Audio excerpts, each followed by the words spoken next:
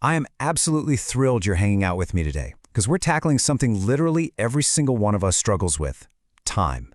Today, we're going to transform our daily limits using a systems-based approach. We're breaking down some incredibly insightful concepts from a recent piece on 10 little habits that can completely, 100% revolutionize how you approach your day. All right, let's jump right in and figure out how to actually master our time. 24. It is the ultimate equalizer, right? No matter how much we wish for more, 24 hours in a day is all we get. It's our universal daily limit. But here's the really good news. Getting more out of those hours doesn't usually require some massive, sweeping life overhaul. Actually, it's way more about the tiny, repeatable habits that quietly shape every single day. And that brings us straight to the core thesis of today's explainer. We so often think time management is just about clawing back precious minutes on the clock, like literally saving time. But the real secret? It's actually about conserving your energy. When you start getting really intentional with your energy and focus, suddenly time feels way less scarce. When your systems are working for you instead of against you, time becomes your absolute greatest resource. Okay, here's our roadmap for today. We're going to hit the energy equation, beating the starting line, optimizing your daily workflow, building future-proof systems, mastering your physical environment, and we'll wrap up with the weekly reset ritual. Let's get into it and start reclaiming your day.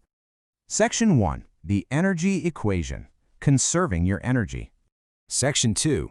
Beating the starting line. Applying the just start rule. So how do we actually beat that initial friction? Well, the logic of the just start rule is just brilliantly simple.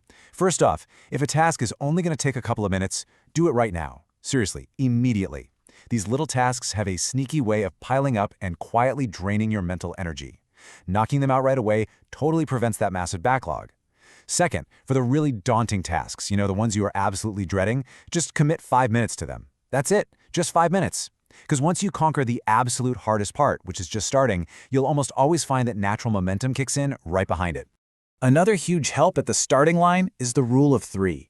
If your to-do list feels like it's 2 miles long and you're just paralyzed by the pressure, here's a super actionable framework. Step 1, do a massive brain dump. Just get everything out of your head and onto a big list, and then literally go put that list in a drawer. Step 2, pick just 3 things you need to crush this week. And step 3, pick just 3 things you need to accomplish today. Guys, 3 tasks in a day is actually attainable. The best goals are the ones you can realistically achieve, not some giant list that just leaves you feeling frustrated.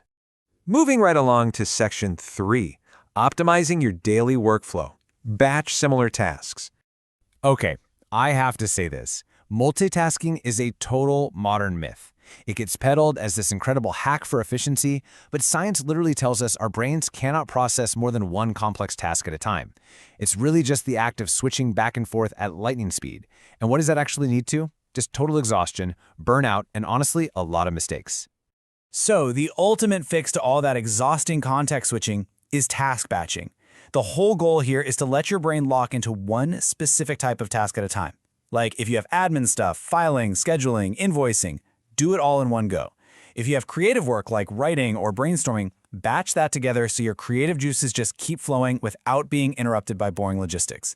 Even errands should be bashed into a single dedicated trip. It keeps you in the right headspace and absolutely saves your mental energy.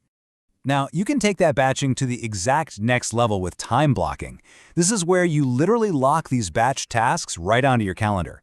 You schedule your high-impact work first. Block out a specific window to tackle your emails instead of just leaving your inbox open all day as this constant distraction. Color-code it, set alerts, the whole shebang. And super importantly, block out time for your non-negotiables, like eating, moving around, and resting. Protecting your focus time means you work way faster and with far fewer interruptions. Section 4. Building future-proof systems. Automate and delegate. A huge part of future-proofing yourself is learning to let go, to automate and delegate. Ask yourself, do you really need to be doing every single tiny repetitive thing? Absolutely not. Use software to automate those simple financial transactions, bulk schedule your social media posts way in advance, set up automatic email campaigns. Basically anything you can set and forget, do it. And for the rest of it, delegate. Hand off the cold calls or basic admin duties. You really have to reserve your unique expertise for those complex, high-impact things that only you can do. The really crucial point here is that you do not need to reinvent the wheel every single time. If you do something more than twice, say a weekly report or onboarding a new client, invest a little time right now to build a structured template for it. Set up the placeholders, dial in the formulas. Honestly, templates are a total gift to your future self. They're going to save you a massive amount of time and mental strain down the road. But you know, none of these systems will work if you just let outside forces constantly interrupt you. You've got to protect your boundaries. You can't control what other people do, but you can definitely control your reaction. Establish hard stops to your workday. Resist that urge to let a meeting run long. Use those away messages proactively so people know what to expect.